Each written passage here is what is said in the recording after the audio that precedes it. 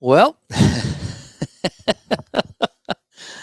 I figured I'd come on and say hi. Um, Boy, I tell you, what a day! What a day it's been. Let me crop myself a little bit here so I can have the back. I like to have the background in here. As Jeff stops by, evening, Dave and chat. Thanks, Jeff, and also Mr. Jerry 311 coming by. And oh my gosh, just as the title says, it's new computer blues. And the computer I'm on right now is the one I've had for 5 years. It's a really, really nice Alienware computer. It really is. And it served me well for 5 years. I spent a bunch of money on this thing and I wanted to make sure that it would handle everything I needed it to do. And it did. It's done a terrific, terrific job as Michael stops by. But I'm going to change my color here to something a little bit more funner. How about a green? Now, how about a yellow? Yeah, we'll go yellow. Dark yellow, though. How about that? There we go. Pittsburgh Steeler color, Bruins color, maybe. And it's been booting up and it's not finding the D drive. And I looked it up and says, "Oh yeah, all I gotta do is this and it'll find it again." Well, that's great, but one of these days it's not going to find it. So I just kept rebooting it, and on the second boot it would find it. But it's been pretty consistent about not finding the D drive. So I was like, okay, this thing's going. I got to get a new one. And for some reason, it was yesterday. I was at the rink for about 6 hours, and I was not having a good day, not having a good Friday or Saturday. And I said, "The heck with it! I'm not even going to skate. I'm just going to run the day." And then in between whatever I was doing, I was looking at on my iPad, looking at computers. And it's a place just outside of Boston that has some good stuff. So I said, "Okay, I'm going to go there." And I come home, and I'm stressed out and I'm tired. And I called a buddy of mine. I says, "You want to go in?" He's like, "Yeah, I'll go with you." So I said, "Can you drive?" I said, "I'm exhausted." So that's why we didn't do a show as Riker stops by and also Albert's 20. So that's why we didn't do a show. Ron and I were supposed to chat last night and have the topic at hand and talk about it. And I ended up giving him a call about 2:30. And I said, "You know something? I'm going into Boston. I need a computer. I need to get one. I have the time today to do it." And I'll have, because of my work schedule is going to be light over the holidays, is I'll have, good solid week or so to set this thing up. So I want to get it now. And I says, it's probably going to be a 4 hour trip. So I says, I don't think I'm going to chat tonight. And it was like 2:30 to 7 by the time I got home. And I was just exhausted. Didn't even open up the computer last night. I was so exhausted. And get up today, did a few things. I booted up this one, didn't find the D drive again, rebooted, and finally it found it. So I was able to get my movie reads done. So that was good, and a few other things. Because I do use this for work, even though it's kind of a gaming thing. I do a lot of work on it as well. And because this thing is just a beast, it's an Alienware. It handles all my graphics, my Photoshop stuff. So anything I need to do, it does such a good job. And so I got everything I needed done, and it was about 2 o'clock maybe, and I dragged the new computer down. Usually with a new computer, I find it setting it up is the hard part.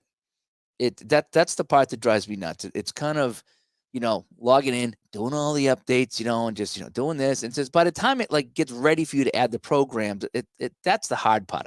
I always found. Yes, Micro Center in Cambridge is what I went to. And this one here, it's set up in a breeze. I mean, it did a couple things. I was right in the Windows. I was like, okay, fine. Now it's Windows 11, which is different, but it wasn't too much different than 10. And I start setting this up, and it starts. I put in the OneDrive, and it starts to like put all the stuff on my screen. So it's like finding my other computers and trying to mimic them a little bit, but it's all like the blank logos. It was driving me nuts. Oh my gosh. And so I started to put in the necessities, the Excel, the PowerPoint stuff that I use for all my stuff. And then I started adding a few other things and a few other. I really wasn't doing any of the game stuff, really. I was doing the necessities, the things that I need for work. And then I'll get on to the fun stuff as John stops by. It's not been an amazing weekend at all. Not at all. And PJ says he's fighting Windows 11 tooth and nearly turned off all the updates on his laptop. It's not that bad. I mean, compared to 10, I'm used to 10. I like 10. But so I started to put some of the games on there. The first thing I wanted to do was the Shootout Helper. And I put that in and it didn't work. It's missing some DLL file. And so I spent an hour, and I need to use that program. That is Shootout's one of my favorite games. I love the helper, so that has to work. Okay, it has to work. And so it wouldn't work from the DLL. So I did some research, and I found it. So I went on. I didn't want to download it yet. So I think I went on to one of my computers and said, go on a computer that you have that file and just put it on yours. So I think I went to one of my other computers, found the file, put it on a thumb drive, and then dropped it in here, and then had to learn how to register the file. It was an hour. But once I did that, it worked. And I was like, oh, good. So I can play Shootout now on the new computer. That's good. And then I went to do the Pro Football Helper. And for some reason, it's looking for all the data on my desktop. Like it's like, can't find game settings text and follow the path. Here was the path. See users owner OneDrive desktop. Why it's going to the desktop? Everything's in the folder that it needs to be in. Just stay within the folder. And it kept looking to the desktop.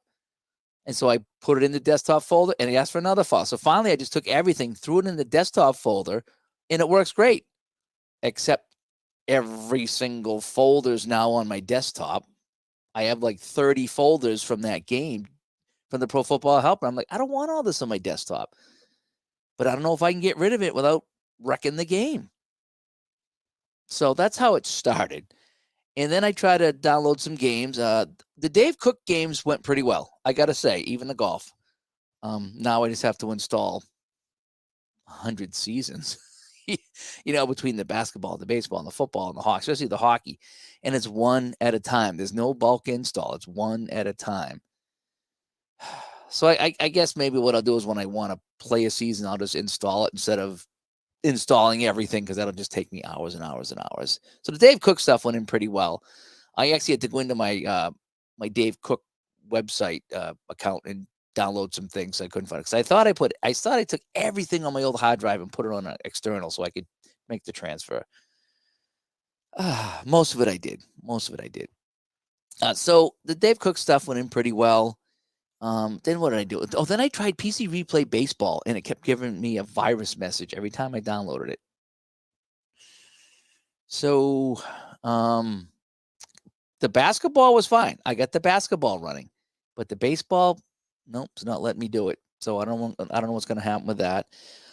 Then in the basketball, when I tried to run it, it was pulling graphics, because a little box come up and says, okay, we're adding graphics. And it was pulling it from the OneDrive. And I'm like, why is everything going through OneDrive? It should just be going from either from the internet or for the program. And it was driving me nuts. It's like, is this a Windows 11 thing, or did I set it up wrong? Did I mess something up in here? It was really, really driving me up a wall. Everything that's going on. And then it would continue to reset my screen to my old computer, and it would be like Excel with a blank icon. I'm like, so I keep pulling it out of the apps and putting it back on my screen. I was like, man, if I have to do this every time, this thing's going back, It was nuts. It really was nuts what's been happening. So I probably what's it? It's at 8:40, 8:30 right now. I was probably at it for 6 or 7 hours today, and I'm nowhere close to getting it back up to where this computer is. I did put in the Streamlabs, so hopefully when I hook up all my cameras, I can do that. I have some games in there. I just need to install seasons and then all the graphics. Oh boy, yeah. So if you've ever, and I was excited about the I was really excited about the new computer, because I was tired when I finally got it, and it was an expensive one. I think I spent less on this one than I did on the Alienware, I tell you the truth. If I don't, well, I think I bought the Alienware package too, like the 3-year plan or something like that. So it worked out to about the same. I think maybe this was a little bit less than what I paid for the Alienware. But I told the guys, look, I don't want to go backwards. I want to get everything. I want to be better than what I am right now if I'm going to spend this money, And so he's like, yeah, this would be better. This is new and that's new, and blah blah blah. And it is fast, and it's whisper quiet. This computer, it really is. It's got all these huge ass fans, and you don't even hear it. And the graphics card looks like it's amazing. The picture on the computer looked amazing. So everything looked really good. So I well, let me see. No, Alienware is not cheap, and that's why I didn't do Alienware this time, because he goes, if you want the computer that I bought in Alienware, it's going to be another $600 or $700 just because of the name. And I'm like, no, I don't need to do that. I don't need to do that. Jeff says, no, there's a reason I was only playing cards and dice. Well, I have some helpers, and I have my Excel that I use and my graphics program. So I need a lot of that in there to do this as well. I needed to get Digital Diamond in there. And I will say the one bright spot was I brought Digital Diamond. I downloaded some Steam games, and that's in Steam. I wish everything was in Steam. Holy cow. If all my games were in Steam, I could just download them and be done with it. That would be so nice, but they're not. They're all over the place. So I'm downloading all these games all from all over the place to get them to run. And most are running pretty well. All the inside sports games are going well. Even the hockey game, which has problems on a lot of computers, was running well. Now I just got to wait for the code so I can go and do that and then install the seasons. It's just been one big headache. Oh my gosh. And you have an upgrade 11 because you're white. It might have my must-have software might not work. Everything's been working, I would say. There's not one thing. Even some of the older stuff is working pretty well, I would say. Is it the blue screen that tells you it is unsafe? You can override. No, it just wasn't. It would boot up, and a lot of the icons were blank. They were white. And I know what that means now. So I click on my File Explorer, and I see the C drive, but there's no D drive, which is all my data. So I reboot, and luckily, fingers crossed, every time I've rebooted, the D drive has come back online.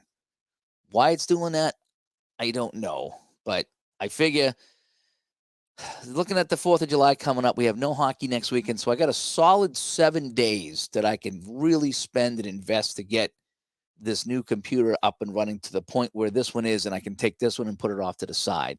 So that's why I bought it this weekend. I said, look, I want to get it now where things are somewhat slow and I can really set it up, because I knew I got 5 years of stuff on here between the cards and dice stuff and the PDFs and the graphics, and I haven't even got the Strat yet, and I have to go on this computer and undo all the Strat stuff and then put it on the new computer and reinitialize it all. Yay, so I haven't even got to the hard part yet. I'm still on the easy part, and I'm you can tell I'm pretty tired here.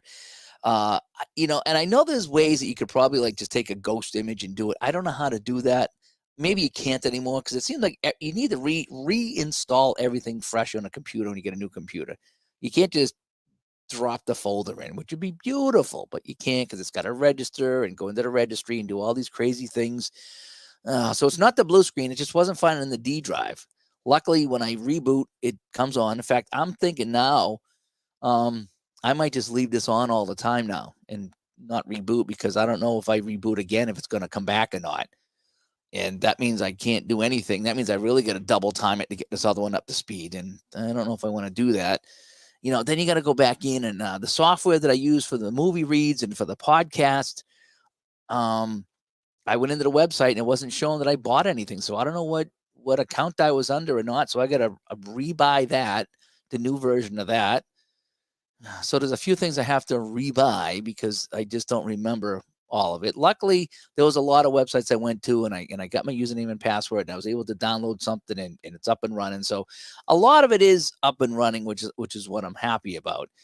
But there's so much more to go, especially all the seasons I have to install, and it'll be a while before I do that. And that's something I could chip away at. I mean, that's the least of my worries. The idea is, but then you think about it, like the Strat baseball game. I had that just right. I had my ballparks, I had my player pictures. And now I got to go do that all over again. So if you've ever got a new computer, boy, you're excited about how nice it's going to run.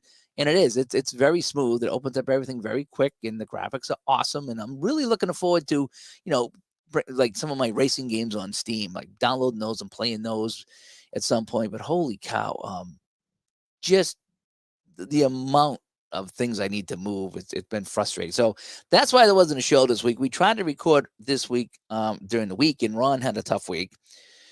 And then Saturday came, and he's like, "Let's do Saturday night." And while I wasn't around Saturday night, and today I've been messing around with all this, so I'm kind of hoping that this thing will keep chugging along for another week while I set up the other one, so we can do some recording and get another show up before he goes on vacation. But it's probably going to be quite a while here, probably at least another few days or a week before I make the full switch to the new computer and start streaming. We'll see if it's any better. You know, we did have a new modem put in with Comcast. I don't know if you heard that. That's another whole story.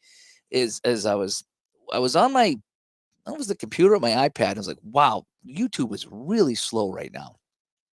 So I got the speed test app. I was at 25 download. 25.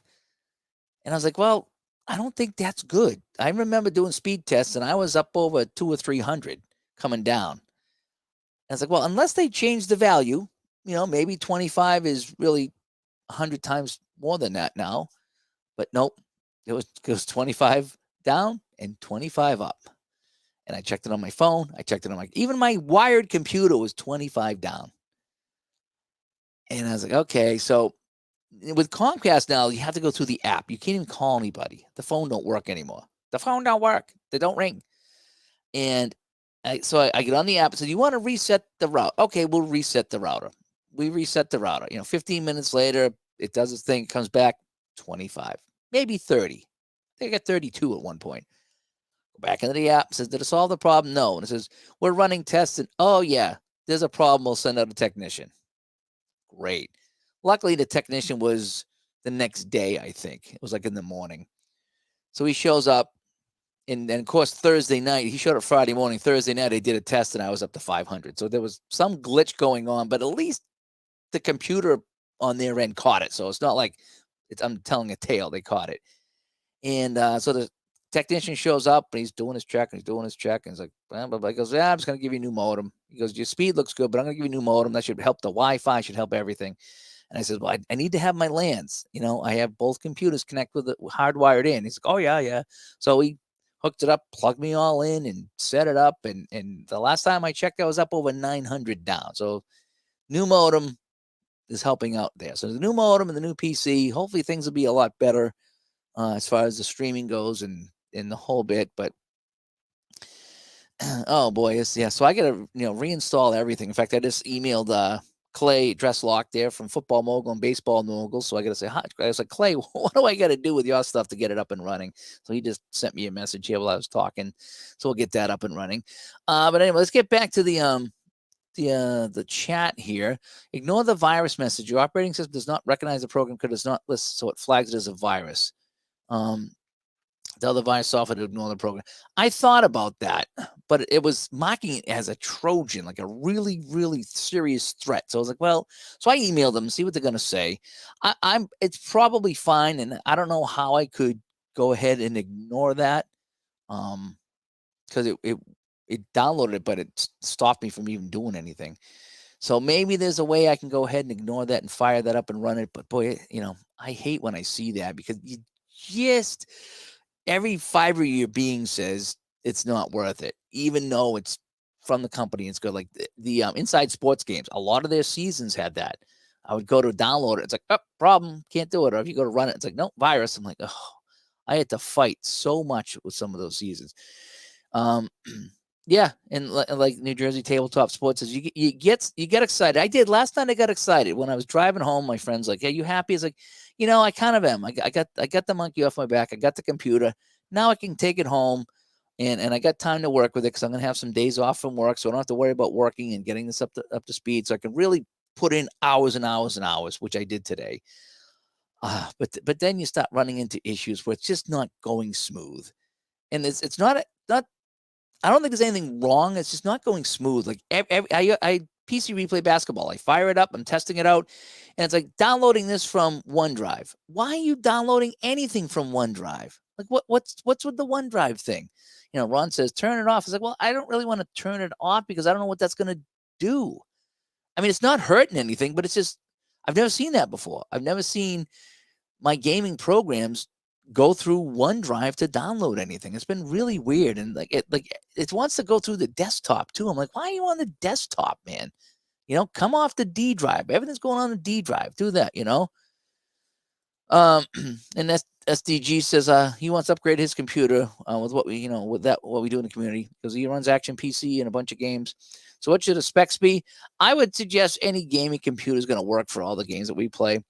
Myself, I want to start doing some video editing, so I really got a nice graphics card and the i9 processor and a bunch of RAM, and I went into like the second tier of gaming computers. I didn't go crazy, on top of the line stuff because I wasn't going to spend $3,000 or more. It just wasn't what I wasn't going to do that. But I spend a good chunk. I spend about as much as my Alienware, so I figure if I can get 5 or 6 years out of this one, I'll be in my 60s. And hopefully I won't have to do all this again. I'm still gonna keep the Alienware, and maybe I'll have somebody take a look at it and see if they can figure it out because that thing still it runs everything fine. Everything, even Photoshop, runs it fine. I've never had any hangups with this Alienware. It does a good job. It never gets hot. It's just got plenty of power. Even 5 years later, it's got plenty of power. But it's just I'm not comfortable with the D drive not showing up. It's a big deal. If you want a laptop, talk to Ron. Ron got a nice one there, and he's got a laptop. I prefer the desktop because they're just much more powerful. And I know the laptops are better, and Ron will argue with me on this, but I really, really think desktops are just so much more powerful. And the Golden Eagle stopping by. Thanks for coming by. And surprise strat PC even works on a Windows 11. I haven't tried it on the Windows 11, but 11 is pretty close to 10, and it works on 10. It has to work on 10. They're not moving it into the future. Like they're not upgrading the graphics because they don't want to lose their customers probably, but it has to work on new computers. You can't just say, yeah, we have the best computer game, but it only runs on Windows 7. So it is going to run on the newer stuff. It has to. The inside sports games are kind of funky, especially the hockey game. And the issue that people are having, and I have on one of my computers, is that when they updated the goalie card to be hot and cold, that would cause the game to crash. So he did offer for a while the old version, and that's what I'm using on one of my I think it's the tablet I'm on, the touchpad one. And that I have to use the older version because it won't handle that new wrinkle that they put in. Luckily, this computer does, and it's hit or miss with every computer. That's what it is with that. Um, and let me see. John says new computer means you have to remember all your old passwords. Oh yeah, yep. A lot of them I do remember, and a lot of them I did write down. But there's a handful of little programs that I picked up that I never wrote down. So it's one of these things that forget your password, email it to you. My mixing software I've had for so long. It was using my old AOL email, and I haven't used that in 8 or 10 years. So so I had to dig that out, and luckily I remembered my password so I could go in and verify the email and change it. But um, yeah, that's the hard part about it, is going in and remember all your passwords and changing everything over. It's like, oh my gosh, it is really.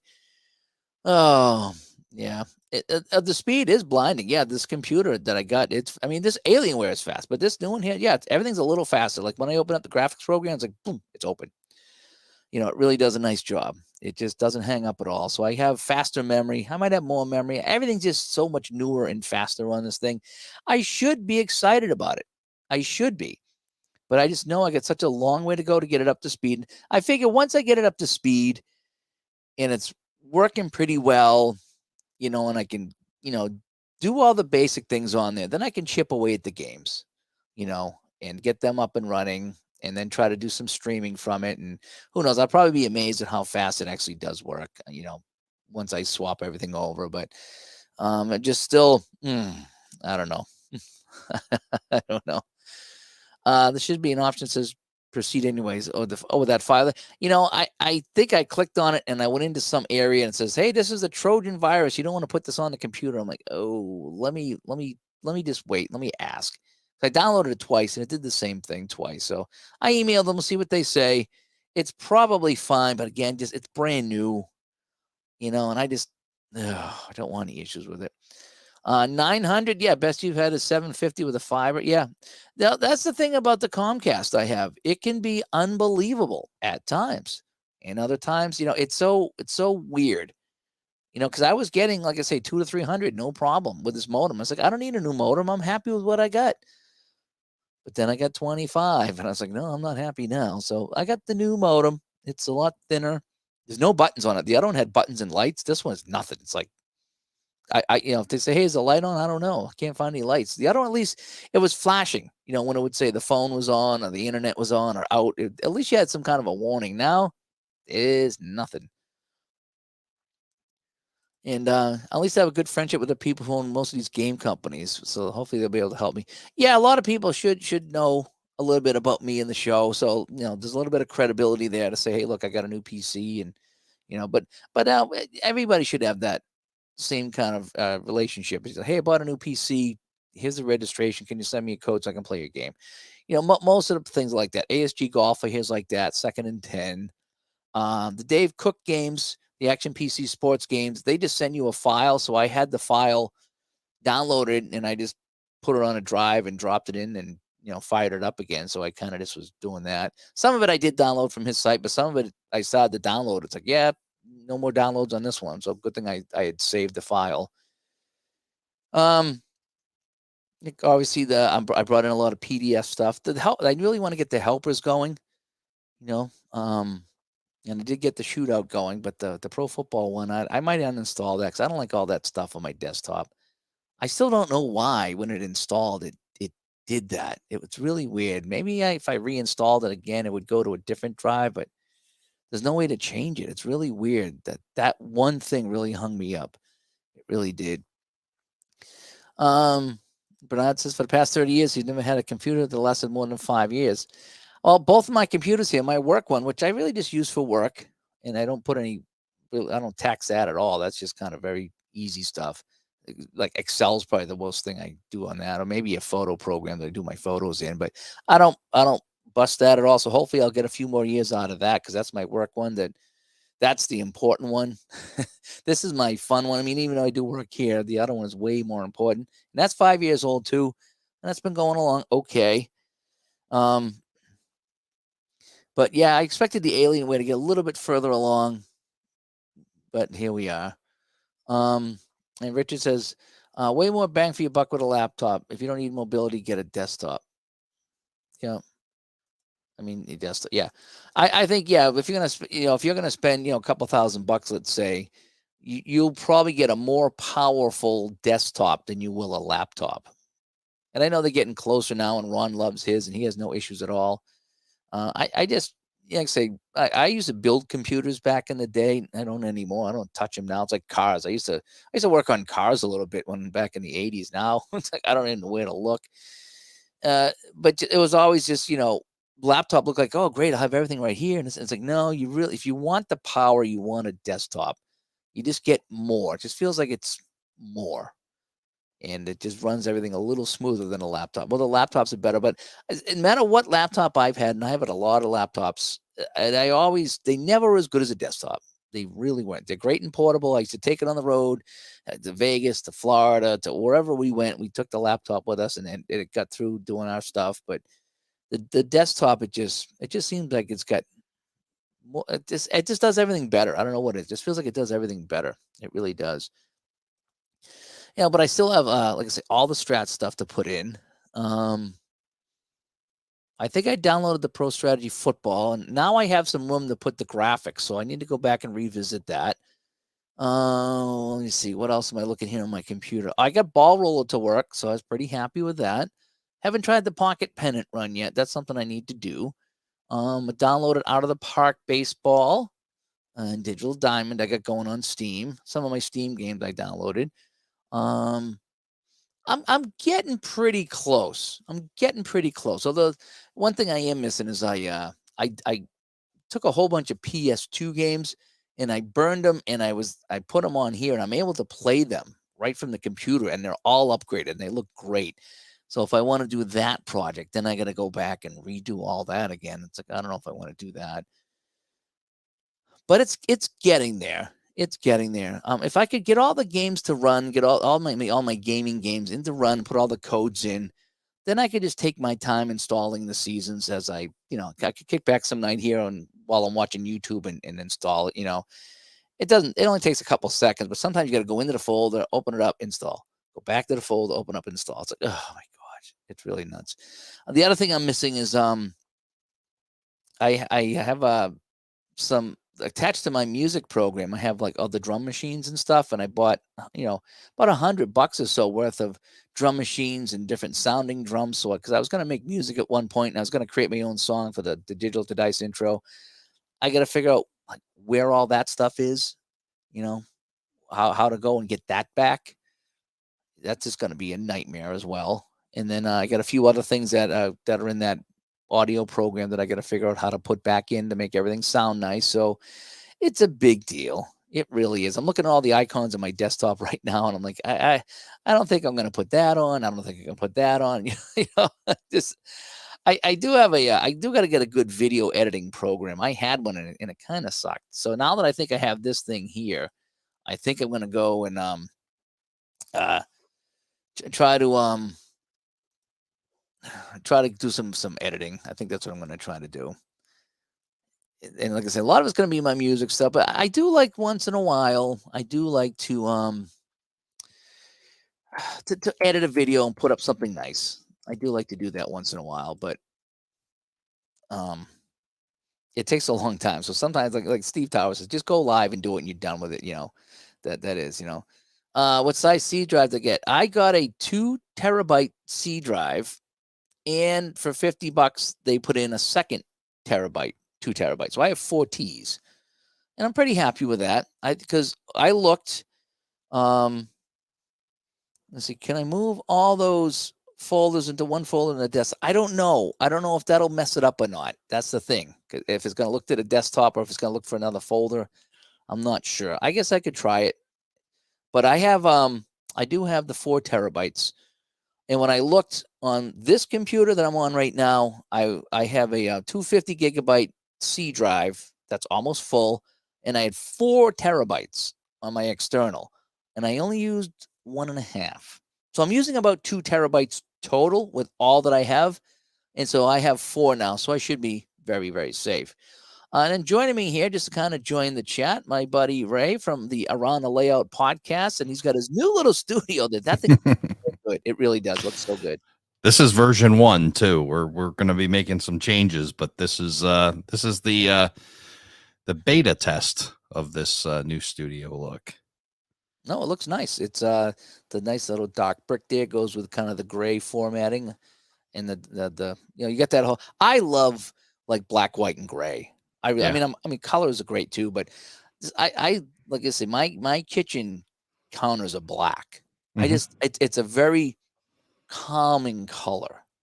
It really is. And I think what it was when I grew up at my grandparents' place, their kitchen, they always had dark things. They didn't have black, but all the cabinets were dark, and they used to have this one light on at night, and it was just, sitting in the summertime, having, a snack at night when we stayed at their house. It was so relaxing that it wasn't like lights everywhere in your face. It was just like, it was a nice, almost like sitting by a fireplace is kind of how it felt. So I like to have that kind of theme there, Yeah, for sure. But anyway, so yeah, we went up to Micro Center in Cambridge yesterday, and I got a computer to replace this one here that's failing. Yeah. Now this thing could last another few years the way it is, but I boot up and there's no D drive. And so when I reboot, I get the D drive back, which is my data and a lot of my programs. So luckily it works. Very scary to lose all that stuff. That's for sure. Well, I backed it all up. So I'm not going to lose anything. I have I even backed up all my shows. Remember we were talking about that the other day about backing up my shows. I backed up all the Digital to Dice shows, so I have them all now. Right. Maybe except the last one. It's the only one I didn't back up, but I have them all now. So that's why with the holiday, I got some time coming up. So it says, I'm going to get the new computer, and I got a week to really get everything moved over. And after today, it's probably going to take me a week to do that. Yeah. And, you and I've talked. Larry stops by. Hi, Larry. Thanks for coming by. But yeah, it's been a heck of a day. I'm exhausted. I I bet. really am. In fact, I haven't seen the wife all day. She come down, I was waving. I said, "I'm sorry, I'm still working on this. I'm gonna be all week." And Yeah. you get excited because it's a new computer. It's gonna be fast. Everything's gonna be great. And then you realize what it takes to get you back to where you were. Yeah, if you ever really get back to that point. It's like it's so weird. It's like well, I've lost data before. You and I have talked offline about that, where we've lost external hard drives and data and old stuff that the time it would take to recreate it, and then the cost to recover a drive, and it's just a lot. And it just stinks when you lose something, even though maybe you could recreate it, or maybe you don't really need it, but it's nice to have it and Yeah. not lose it. Well, there's things like I didn't put Audacity on the new one yet. I mean, Mhm. I could grab that if I needed it to. And there's a couple other Yeah. wave editors, and I have a movie file editor program that I got. It's probably 6 years old now, so I imagine I probably should get another one. And now that I have a more powerful computer, I could probably get something a little bit better than what I had, because what I had was horrible. That's why I stopped editing videos, because it was such anything more than a 5 or 10 minute video. Forget it. Even with the Alienware, you were just pulling your hair out, so to speak. Yeah. Got a question for you here. What scale? I'm HO guy. I'm an HO scale modeler. I talk to people all over the place with scale, from Z to O, and there's guys with G gauge, and which is garden scale, like big stuff. They put tracks outside their house and run I've trains seen that. around. Yeah. And then there's like the live steamer guys where they're like riding on top of the stuff. So it's wild. It's such a vast hobby. It's a lot of fun. How many scales are there in trains? Let's see if I can nail them all. There's like a couple weird ones in between, but it's like Z, N, HO, HON3, O scale, S scale is in between HO and that. S scale is like your matchboxes, 1/64 Okay. scale. Then O scale is like your Lionel trains. And then you go G, which is garden scale. And there's probably things I'm missing in there, but there's a ton. It's amazing how many different things are. N scale's a great little. You know what's cool about N scale? N scale, Dave, is like so what I have here, like right here. This is an HO scale car. So this is 1/87th scale. Let me get in front of my camera. So it's 1/87th scale car. N scale is a lot smaller. It's probably, if I was to hold it up, it'd be about yay big. It's like real small kind of size. But the technology in N has like gone crazy in the last 15 years. It's really gotten good. So it's doing a lot of the stuff that the bigger HO scale stuff was doing. So now you can have more trains in a smaller space. It's a great scale. Nice. So Larry says he's been listening to some older D&D, 108, 109, 110, and he says he thinks me and Ron do a good job. Thank you so much, Larry, for doing that, for saying that. Yeah, and that's why we have the Patreon going, because we keep all the podcasts up. And at first it wasn't a big deal, but after we got about 50 or so up there, it was like we ran out of space. Yeah. And then we ran out of space again. It's just like Yeah. we want to keep them up because people find the show, and I'd like to have everything up in archive, but they charge you for all that stuff there. And how do you handle going back and listening to some of your old episodes? Do you because as you know, we talk about podcasting, and just seemingly for me, like every episode, I feel like I'm getting just a little better. Like you learn something every podcast. You just make a gain. I don't go back and listen to a lot of the podcasts. We've had some changes over the year. Like when we started, Ron immediately took on the comedic role. Yeah. Just kind of how it happened. And so you can't have two of us being funny. So I was the serious one, which is weird because from the Game Hounds podcast, I was the curly and the other two were Mo and Larry. Right. But I was always the comedic relief. So we started the show, and Ron started this. Well, I need to take on a new role. I need to be serious. Yeah. Because if you're both clowning around, no one's going to take you serious. So you need to have some fun, but you need it. So I was kind of the level-headed guy for many episodes, and then slowly we got comfortable, and then we both started doing it and having some fun with it. But so I've taken on different roles, and I suppose if I went back and listened to some things, we probably sound a little bit different. I think we're in a groove now. Yeah. And hold that thought about a groove. Marco, what was Marco? I would say, Marco, good to see you again here. You have to log off for you hear any more and suddenly pick up a new hobby and buy $500 worth of trains. 500 would get you a good start. So That's a good starter kit. That's a good starter kit. Yeah, Marco. Yes, he's been doing as Larry says, he's doing some community chats. He's just kind of chatting away there. It's been fantastic. I listened to the other one the other night. And it's just fun to see him getting on there and upbeat and just talking some good things there. So I'm really enjoying the chats. I think the last one I listened to twice. I put it on, I listened to it. I got most of it done. I fell asleep. And then in the morning I get up and I listen to it again, which is what I do with YouTube. Especially last night. I come home last night with my buddy and he drops me off when I get the computer in the house. And I says, all right, thanks. I'm going to bed.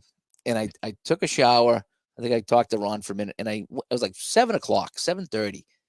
Still light outside the whole bit. Yeah. And I'm going to bed. And I went in bed and I just had my phone, whatever. And I just went on YouTube and just was listening. I listened to Marco. Ron did a chat that I listened to and just listened to a few other things. And I got my mystery podcasts on YouTube I like to listen to and this and that and the other thing. And I literally just from like 7:30 to midnight, that's all I did. And then I finally fell asleep and whatever. But that's how tired I was. But I love listening to the stuff on YouTube. I'm on YouTube all the time. It's got so many good things on there, Yeah.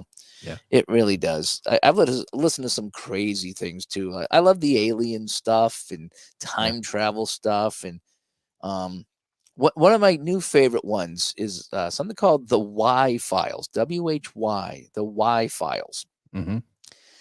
And I think they're on every Thursday night. They have a new live show, and then they have a chat afterwards, which is kind of neat.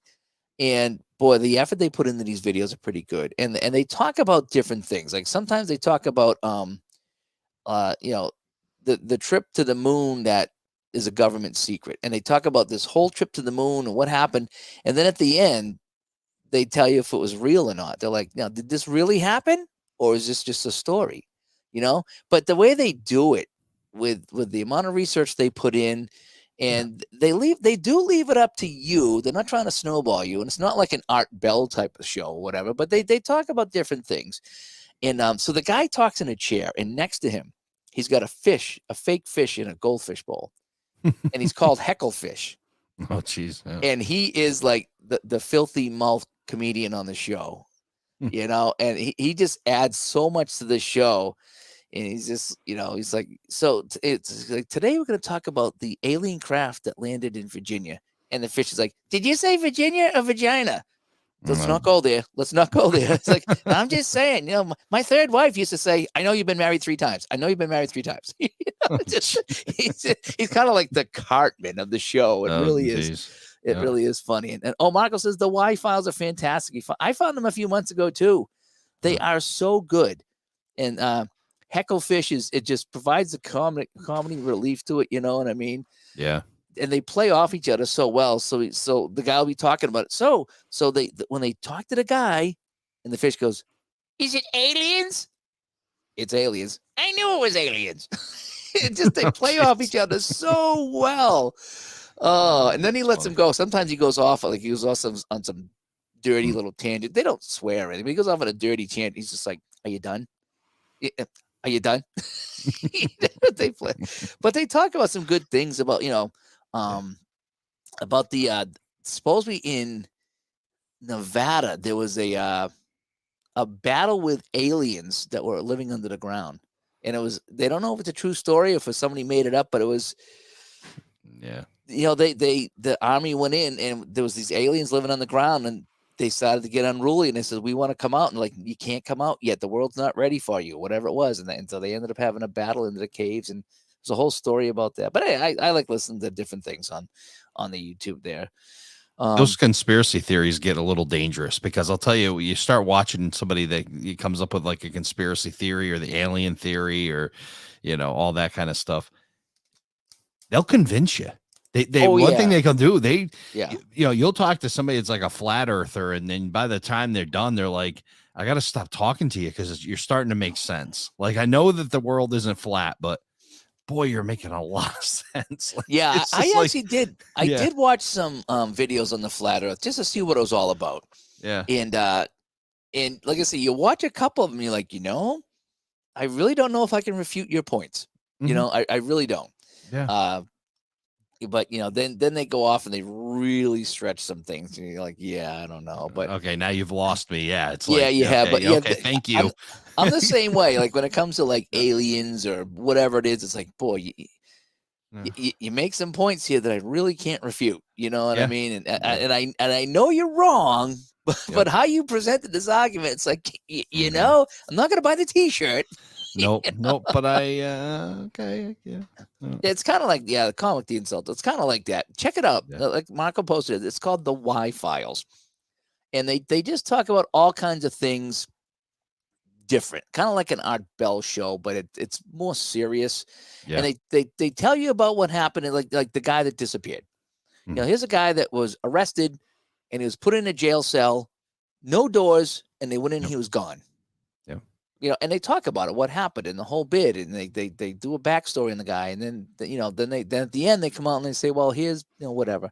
But it's fantastic. Fenner stops by. Dave and Ray and model trains. Those always interest me. Just don't have the space for it. What would you tell him, Ray? He doesn't have the space for it. What would you tell him? I would tell you that you probably do have the space. You have to do it differently. So it depends. It depends on what your idea of model trains are. There's a million points of entry to the model railroading hobby. Maybe not a million, but 1,000 at least. If you have a small space, a 1 turnout, 2 turnout switching layout can fit in most small bedrooms up to even what I've got. I only have a quarter of a basement and I'm using 28 linear feet of track and I'm operating my layout. I keep three guys busy for 3 hours. It's crazy. It's all in the sequencing and switching. I don't have a lot of running, but if you had a 2 by 8 foot space, you can set up a small layout. And then if you go to N scale, you can do even more. So there's a lot of opportunity to do that. So yeah, there goes Dave. He's running. I think he's running off to go buy a model train. Oh no, he's getting his Rangers jersey. Oh, there it is. Nice. Yeah. That came in and around the layout box, didn't it? Yeah, that come in. I saw something come in from the other day, and the box was this big. I'm like, what the heck is he sending me? That could be this small. And I opened up this tiny thing. It's like it could barely fit a cell phone in it. And all of a sudden, this Ranger jersey pops out. It's just like, oh, that is so awesome. I've been trying to get a Rangers jersey for a long time, and now I finally have one. It actually fits too. I wore it the other day. Awesome. It actually fits. So yeah, I might send it out and get Brad Park put on it. I'm not sure. I think was it like Cool Hockey, stuff like that? Does custom numbers? Oh, it's been so long I haven't looked, but yeah, that sounds familiar. Like one of the ones that used to do the tackle twill jerseys on the that kind of thing. So I'm looking for something to clean my glasses. The light above me and it's hitting my glasses. The beauty of wearing glasses, right? When they get dirty, the light hits them, and then you're staring. Well, I tell you that if I were to turn off some lights here, let me see if I can do this. If I were to turn off this and turn off this, right, all you're gonna see is blue from the screen. Yeah, right. So the key is to put on some lights, and the lights blow right through it, and you don't see the reflection of the screen anymore. They also say you can tilt them down at an angle, and it doesn't pick up the reflection from the screen. But I found the lights. As soon as I bought these lights here, and they were $20 lights off of Amazon, they provide enough light that I don't get that reflection anymore. Oh, look at that. I can see the screen now. Holy mackerel. What happens is it just gets so dirty and then sweaty. I was wearing them this morning. So the hockey league down in Groton, we made our best effort despite the fog and everything else to try to push water off the rink and get games in. And I'm sweating and the drizzle and dirt and everything else on the glasses. Now I can see. Now it's not driving me so crazy in my eyes. I wear these most of the time too, except when I skate. Yeah. And every now and then I'll get something on it. And I have a couple of shirts, and I don't know why. I don't know if they're cotton or I don't know what they're made out of. But if I take off my glasses and I clean them with those shirts, all it does is smudge. Oh boy, yeah. It doesn't clean it. Like this shirt's probably fine. I'll clean it off, and if I rub it enough, it'll clear away. But I have some that just puts a film on them, and I don't. And they'll wash them all the time, the whole bit. Whatever reason, they just put a film on it. They can't clean my glasses, Yeah. I'm a prescription behind anyway on my glasses, so it's time. So, anywho, that's enough about my vision. Yeah, I know, right? So, but yeah, so I was saying, well, I'm hoping to get back to do a recording this week. We didn't record a show this week because Ron had a bad week with he's trying to get the care going at his house. He's been having a heck of a Mhm. time getting people to Okay. do that, and Yep. I was stressing him out over there. And then But he's got supposed to his do AC cranking. It's he not does. hot, but it's humid. And I don't know what it's like up in Vermont where Ron is, but today was just plain muggy down here. I've been here in the basement all day, Yeah. literally all day. I get up in the morning. I had to do 2 movie reads, and I did them. And then I started working on the new computer down here. And it's just I've been down here all day. And the wife's been upstairs. Oh, it's hot, and she's got the ACs on. Mhm. It's nice and cool here in the basement. Yeah, You know, so yeah. I've been lucky. We did have so she has people come over and they bring their dogs and they go in the backyard, right, for half hour or so once in a while. Right. And so she's been doing that for a little while. Well, somebody showed up today, Mhm. and they were here about 15 minutes, and I didn't know they were here, but and all of a sudden I heard a boom outside of thunder. Oh Right. wow. And I guess the lady grabbed her dog and they left. They They hauled. were only here 15 minutes. I don't know if they Yeah. booked a half hour or an hour, but they were here 15 minutes and they were out of here. Yeah. It's one thing you just can't control is that. And then after that, it was fine. But boom, we had a little bit of rain, and then if she'd hung out 5 minutes, it would have been gone. But at Yeah. that point, the dog was probably out of its mind. Yeah, I would think so. I know mine doesn't do too well with thunder and Yeah, starting to get a little used to it, but thunder and fireworks. yep. Well, so we got the other dog, CJ. He's the one that's about this big. He's 30 pounds or 27 pounds, and he when it rains out, he hides. He doesn't even like the rain, let alone the thunder. He goes nuts with the thunder and the lightning. He goes nuts, right? Yeah. The other dog, Mimi, the 3-legged wonder, right? Yeah. She barks at the thunder. Oh wow. She barks at it. So we'll hear a boom, and CJ's like down the stairs and underneath my desk, right? He makes it there in 1.2 seconds, no matter where he is in the house. He's under that desk. And the other one's like, it's like, it's thunder, you dummy. Yeah. Boom. Just like she's not afraid of anything. She's barking at it. I was like, okay. Oh. Yeah. We had our pool set up. We set the big pool up for the kids, and they were in it this afternoon because by the time warmed up pretty good. Like I said, humid. And then I put the kiddie pool out for our dog. So I've got just about a year-old black lab shepherd boxer mix, and he's mostly lab, but he's got a lot of shepherd color to him. But anyway, he gets out there, and I grab the garden hose and I start spraying him with it and get him all wet, and he's playing in and out of the pool. And then so I said, you ain't coming inside until you dry off, so you got to stay outside. So he stayed outside and let him dry. And then I went over and I just kind of touched him, and all the black hair was like covering my hand from him. Oh yeah. So I went and I got what I call the looper, right? The like that loop kind of thing, the brush. Oh and yeah. I go out there. It was with a nice little wind. It was like a black hair storm out in my yard because as soon as I brush them off, the wind would blow the hair. Oh so, yeah. so it was like I was like, and I couldn't believe the amount of hair that was coming off that dog. I was like, holy mackerel. And I kind of felt bad because it was blowing towards the neighbors. So maybe they're going to have black dog hair all over their yard. But, oh, well, it's. That VL stops by and Super Bowl tournament stops by. Awesome. And I got my, I just downloaded the new, not the new, but 23, Pro Strategy Football 23. Because I got a new computer. So I'm not on it now because it's not done yet. But I've been downloading some games. So I got the Pro Strategy Football on there, and I'm excited now. I have more space now on my C drive, so I might be able to put some more seasons on there and start to play that some more. So I got the computer I got's got a 2 terabyte SSD drive, and I was like, well, that's barely big enough for everything I want to do. So for $50, they installed another one. So I have two of them now. So I have 4 terabytes now. So I should be good to go. So I didn't even use that. I had a 4 terabyte in the Alienware here. I didn't even come close to using it. So I can now start playing some more stuff and not have to worry about the C drive getting clogged up and me freaking out about that. At least I hope. Hope there's enough room there. Yeah, that definitely be good to have more room and more space for games. Do you know what's messed up about this though? What's that?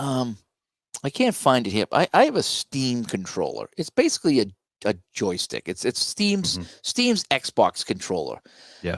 But it's a little different. I can't I don't know where the hell it is. It's here somewhere. But it connects with a little USB adapter, like a wireless USB adapter. So you Yep. plug that in the back, and then so you just fire it up. And when you play a certain Steam games, you can play, with a handheld, for certain Yep. things. I've had that in so long, right? And when I was playing around with this about 3 months ago, I took that. I said, well, I'm not using that Steam thing anymore, right? I'll put it in when I need to. So I took it out and put it off to the side, whatever. And the next time I booted up the computer, it said can't boot up, keyboard not found. Wow. I'm like, so what? I mean, I have this thing right here. I have a wireless keyboard. That's what I Yeah. use, and it's all synced up Bluetooth.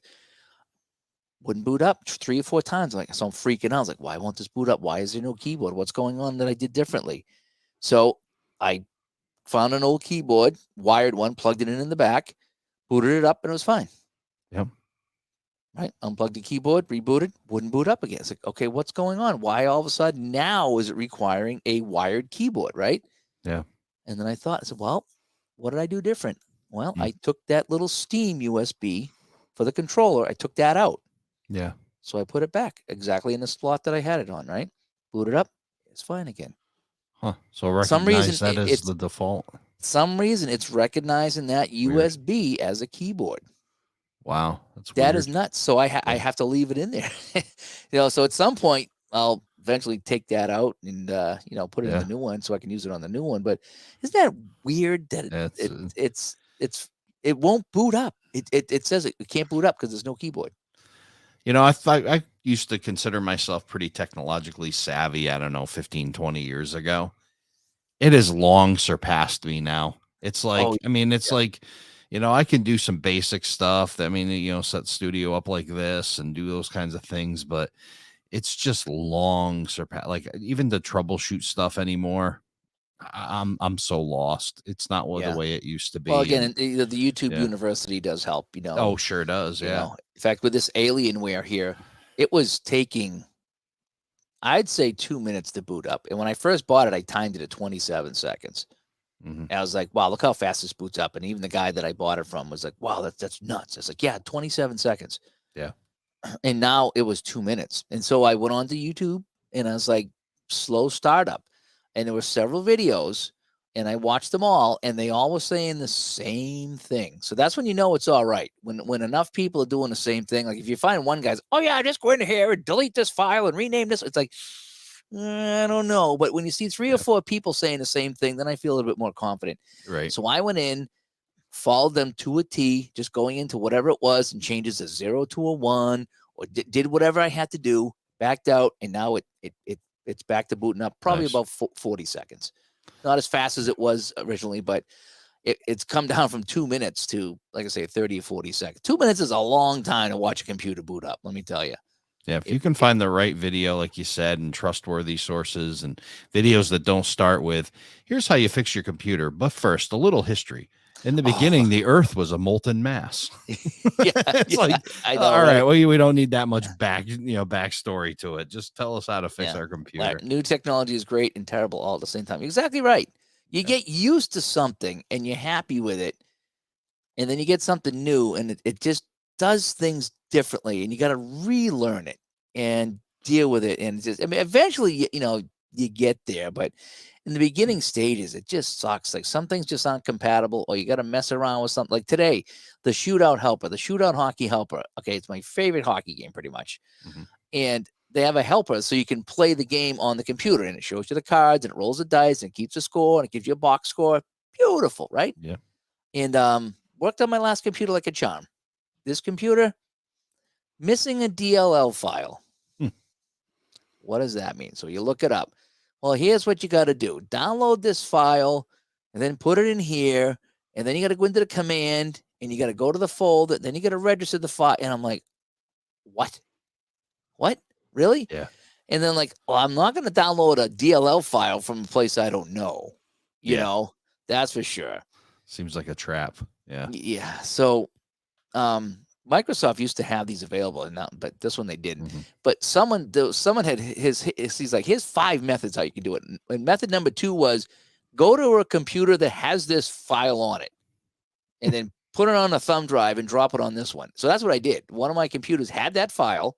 Yep. So I know it wasn't a virus or anything. It's on my computer, put it on a thumb drive, dropped it in, and then followed the instructions on how to change the path and then register the file in like the DOS box, which I'm not that good with. And it took me 3 times, but the third time it actually worked. And now that program runs great. And I'm so happy. I'm so happy.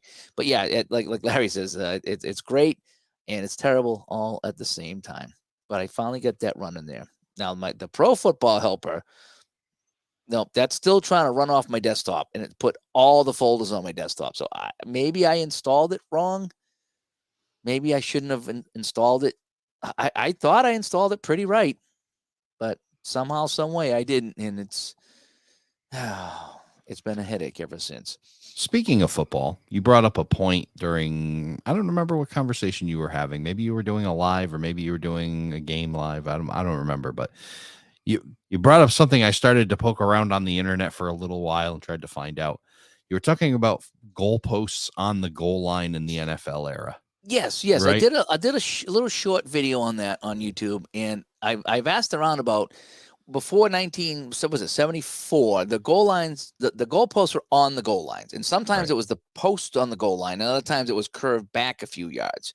But I always thought that if you were backed up inside your 5 and you had to punt, and you're punting in between the hash marks, you're punting and you have goalposts in your way. Yeah. That's so my questions were, what happens if you're punting out of the end zone and it hits those things? I mean, what do you play it as, Yeah. So that was my question. Yeah, I did some research on it. The only thing I did find on it was why the NFL, the primary reason to move it from the goal line back to the end line. And according to what I read, the reason for doing it wasn't necessarily for safety. It was to try to keep teams from taking longer field goal chances. It made it harder to kick a field goal by moving it back 10 yards. Yeah. It wasn't a fact that we've got this big iron pole, or maybe 2 iron poles in the way. It's like that wasn't the reason. It was to try to make it difficult to kick field goals. So it was just interesting. It's an interesting era to even think about putting something like that in the field of play. It just seems so unsafe to have that. Well, yeah, it was a different game back then. It was just a lot of running. But still, when you see them lined up at the goal line and you get those 2 big poles right on the line, it's really crazy, No.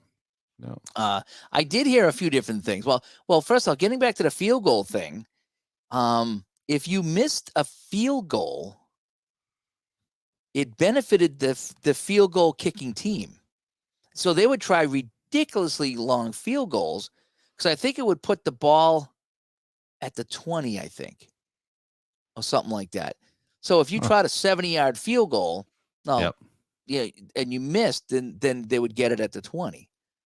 And so there was like a loophole in that, is what they were doing. Now, so again, it was like kind of like giving a punt, right? So you're saying the other team would get the ball at the 20? Yeah. So if you punted, the other team could, you could still return the field goal or whatever. But I mean, there was some little loophole in that, and maybe someone in the chat room could explain it better than I can. But if you punted, right, you would get pretty good field position. But if you tried a field goal and you missed it, it was a different set of rules for that. And I think it actually put the ball further back against the receiving team. So it benefited you to try a field goal from basically everywhere. And then finally they come around and say, yeah, no, you can't do that. But I also heard on the punting thing that if you were punting with the goalpost, you had the option of going 5 yards left or 5 yards right to avoid the pole. I don't know how true that is. But if those goalposts were right on the goal line and you were spotted in the middle of the field, that post is right there in your way. So you have to kick around it or somehow kick under it or something. I don't know. Yeah. Just kind of an odd era, that's for sure. Safety wasn't really prevalent in those days either. So, all right. So PFH needs to be installed under your documents folder. Well, I think I did that, but it was still it kept saying, and I'll read this, it says file missing. See users, owner, OneDrive desktop. So it's looking at my desktop for all these files. So eventually I just copied them all, threw them in the desktop folder, and it works. But now my desktop has all these folders on it. And I'm like, I don't want that. You know? Canadian football still has that at the all goal lines, but they have a 20-yard end zone in a wider field. So I'm interested. Still weird to be in the middle of the play. Yeah. I mean, it's part of the field and you can use it, but I like it at the back. I mean, it's funny to watch those old clips with them trying to avoid that there, but still see the people collide into it, with the padding and stuff. It's like, oh, it still hurts. Jeff said there was a point where it would go to the 20. Yeah, I think that's what it was, is that if you missed the field goal, it would automatically go to the 20, unless you could obviously catch and return it, but yeah, I don't know how that would work. But it was, there was something about that. But then I heard you could slide to the left or the right and punt it. So we'll see how that goes.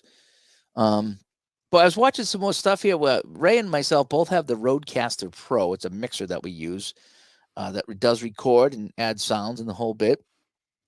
And I was watching now, they got a whole bunch of new Rode products coming out. And one of them was the Rode Duo. Yep. And somebody was saying that he switched from the Rodecaster Pro to the Rode Duo because it's half the size, and he's always by himself, so he doesn't need 4 mic slots. Right. He's perfectly fine with the 2. But he said it takes a long time to boot up. I don't know if you saw that. Yeah. No. Yeah, it's got to tilt my fan over here. So he said it was taking a long time to boot up, and it was, you can hear the wind there. And there's a few other things wrong with it too. That he says, I love it, but he was listing a lot of things that the Rodecaster Pro original doesn't have. So I was like, I like this here. I'm used to it. Would it be nice to have something a little smaller that maybe I could like mount and get it off my thing over here? Yeah, it might be kind of neat to do that. But if it's having some of the issues that he talked about, I was like, I don't know about that. Yeah, again, technology and keeping up with it, right? It's great they're coming out with new products, and I'm a big Rode fan. I'm glad you turned me on to the Rodecaster Pro. It's been a great tool, and it works very well for what I'm doing. And it really is. It's overkill. I've got basically 3 channels that aren't being used, a cell phone channel that'll probably never get used, a Bluetooth channel that could pop. I've played with it, but usually just the phone calls to you and nothing else than that. Yeah. So it's a glorified headset. And then the sound pads are awesome. And I like having 8 sound pads. I think the Duo goes to less pads. Am I 4, correct? I think. Yeah, I think it's 4 or 6. Yeah. So the 8 pads is kind of cool. And not that I do Zoo Radio, nor do you, but you use a sound effect from time to time in your games, applause and crowd cheering and stuff. But what I thought was neat is I don't know, it was the Duo or if it was the streamer there, the other one there, the streamer with the video thing on there, is that if you held down one of the pads, it would change your voice. So you could, oh, no kidding. Yeah, so you do that. So that was kind of neat, I thought. But otherwise, I think tried and true. The Rodecaster Pro has been really good for me. I haven't had any issues or problems.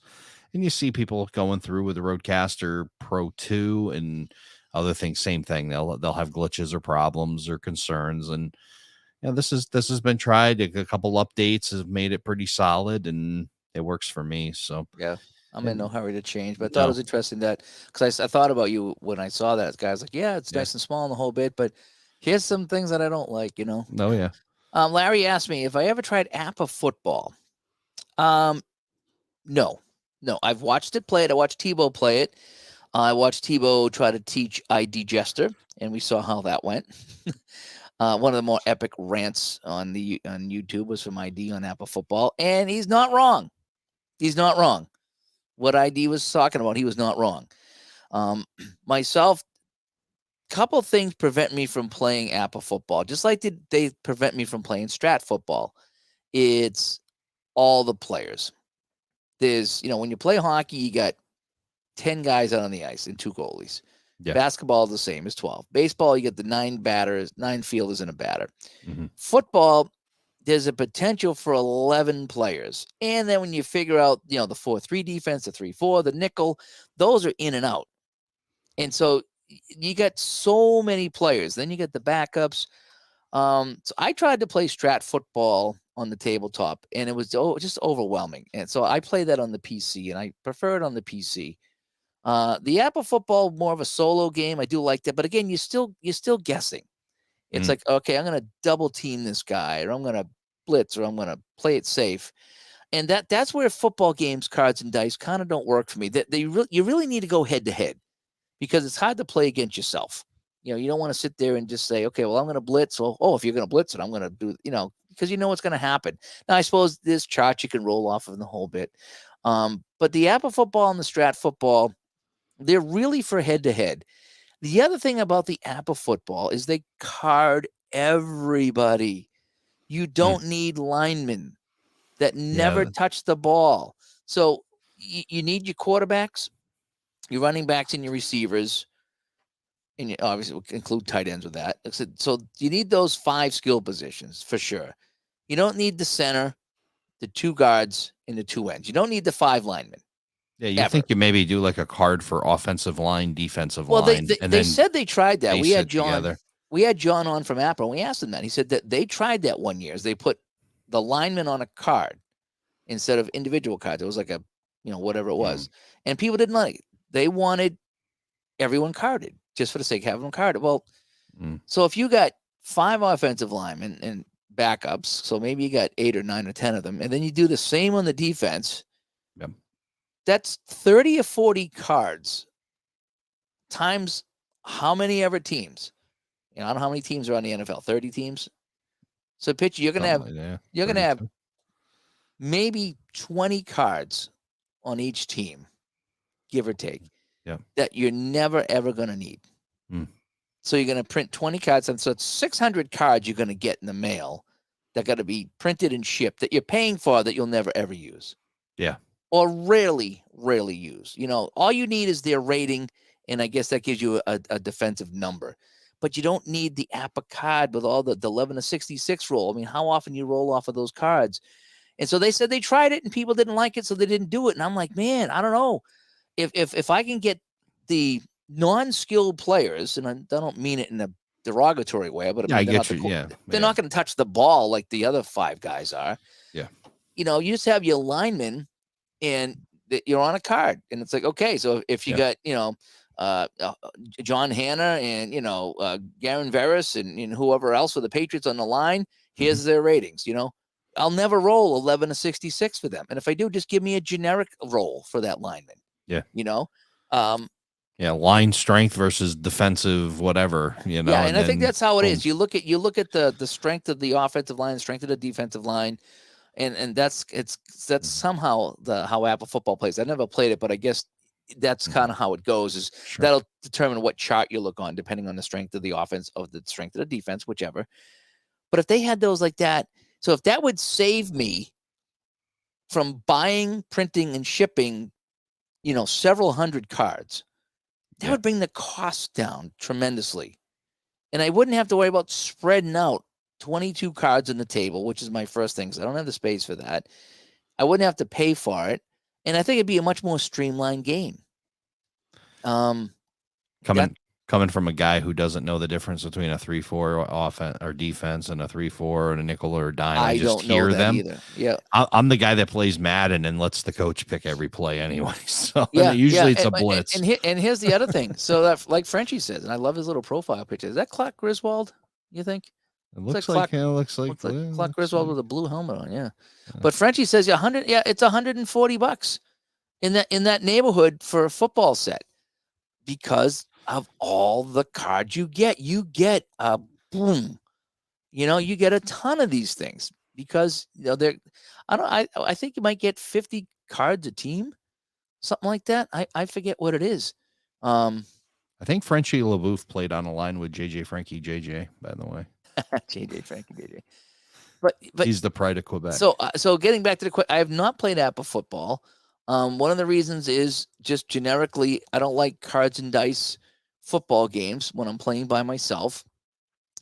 And the other thing is the cost. Okay, now here it is right here. So I'm looking at 2021, and okay, let's go to 2018. To 2018, 50 players per team carded, all 32 teams, 1,620 cards. and it's $140 for one season. Mm. That's nuts. You know, and the thing is, they don't even have all the seasons I wanted. You know, they don't have a lot of the 70s and 80s that I would play. So first of all, they don't have the seasons. Second of all, boy, to pay $140 for, oh man, Yeah. that's tough. You really got to want to play that season. Yeah, Rob says the ID Jester rants. Yep, they're classics. He's not wrong. But he's a little heavy, you know. Chevy Chase says Fletch disguise. Okay, yeah, that makes sense. Yeah. Rob says second season really falls into the Goldilocks zone for me. Can be played solo or head to head with no issue. Yep. Yeah. Second season from play is fantastic, as is Solitaire Pro Football. They're both similar. They both take just about as long to play because you go and play by play. You're rolling the dice and you're looking at what happened. They do different things. And like I say, you roll the dice to call for defense. I like that. The Solitaire Pro Football is neat, Ray, because what it is so you'll pick a play. Let's say, okay, I'm going to do a run. Mm-hmm. And so you roll the dice and it'll tell you I think it's A, B, C, D, E, F. So A, B, C, D, E, F. A, B, C, D, E, 6. There's 5 or 6. I forget if it's A to F or if it's A to E. And that's the defense that's called, right? Now, the great thing about that with Solitaire Pro Football is you have no idea what defense was called, and it doesn't matter. And why that is because you roll the dice and you say, okay, I'm going to do a run. I'm going to hand it off to O.J. Simpson, and he's going up against defense B, and defense B says they stopped him for a loss. It's his average -2. So if his average is 2, he loses 2. It's a 0-yard gain. So they called the right defense. Let's say he wins against defense A. Defense A says +4. So whatever his average is, +4. That means maybe they had a pass defense in and read it wrong. Yeah. See, that's what I liked about the Solitaire Pro Football is it didn't call nickel, it didn't call blitz, it just called a letter. And depending on the letter, depends on whether the defense did their job or not. So so if they did their job, now you know they read the sweep correctly. If they didn't do their job, well, they weren't playing run and they were caught. And that's the beauty of that game there. The second and 10, the second season, you roll the dice and it tells you what defense is being run. And so you can play that solitaire. I do like that. Yeah, it seems like broken down more into layman's terms and a lot more simplified. That's for sure. Yeah. And Rob says, yeah, $21 for PDF. And $30 for second season cards. Yeah. Well, they're team cards too. I like that because when you get second season and Solitaire Pro Football and even Fast Action Football from Downey, which I really like, they're all team cards. So you just get 2 cards, everybody listed, and you roll the dice and just look at their rating and see what they did, you know? And that's the beauty of those games there. I think they're better. They're cheaper. And, you know, with the PDF, you just print out the 2 teams that you need. I have printed out full seasons and it's 28 pages. It's not, whatever, 1,900 cards or whatever the heck it was for the Apple football. That's just crazy. What did I say? It was 1,600 cards or so. Even the baseball only gives you 900 cards in the basic set. And if you want to upgrade to all the extras, I think it's another 500 cards to get you to the 1,400. But with the football, you're kind of locked into that. That's I'm not a fan of there. Marco says, I forget who said it, but they're dead on. Tabletop football is a million times better multiplayer. Solo, it's very hard to get it to work right. I think it all depends on the game, Marco. I would agree with Appa and Strat that you're going to get way more fun playing across the table from somebody or over the internet, if you will, because you're guessing. Both Strat and Appa, it's like, okay, I'm going to guess pass, or I'm going to double team the tight end. And then that's where you look at the charts to see what happened. Okay, I'm going to roll the dice. The play I called is this. You called this on defense. Let's look at the charts, and this is the result of the play. When you're going by yourself, I mean, this solitaire chart you could set it up with, but I like the way that second season does it and Pro Solitaire Football does it. I like how you roll, and that's the defense. And right, wrong, or indifferent is what it is. But I feel like when you're playing app or a strat, it's a little more fine tuned. It's not just a generic defense, a little more fine tuned, especially the double teaming part. And so that's when you really need to kind of do that, I think. But I haven't gotten to my football phase yet. I'm going between baseball and hockey right now. My phases. I was big into baseball when Digital Diamond come out, and I still am playing that. And then I got my APBA baseball phase, my second my season ticket baseball phase, and then that Back to Basics from Downey was fun. This game, this baseball game, right, called Back to Basics, right? Mm-hmm.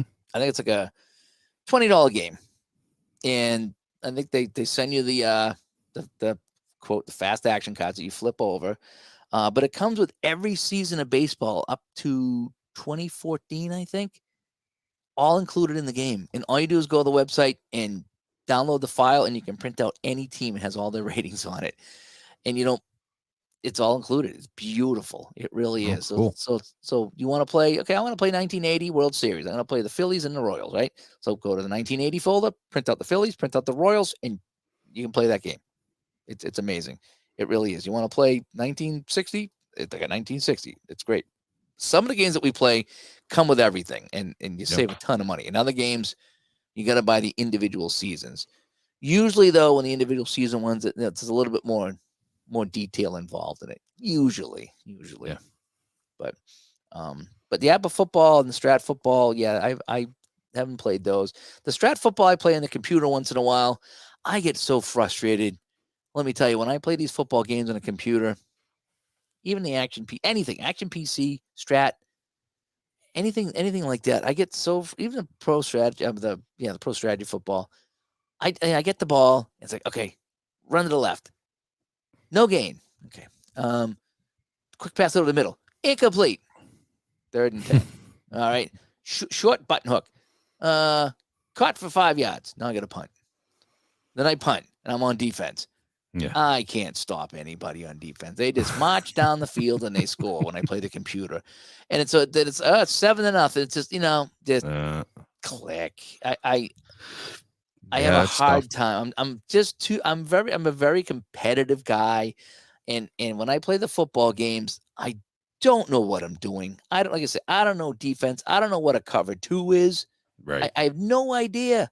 And I don't really care to know what a cover 2 is. I just want to play the game. And that's where second season from play, you pick your play. Okay, I'm going to do a run, and you roll. What's the defense? The defense has a pass defense. Okay, well, a run against a pass defense, if a roll of a 54 is this, and you're done with it.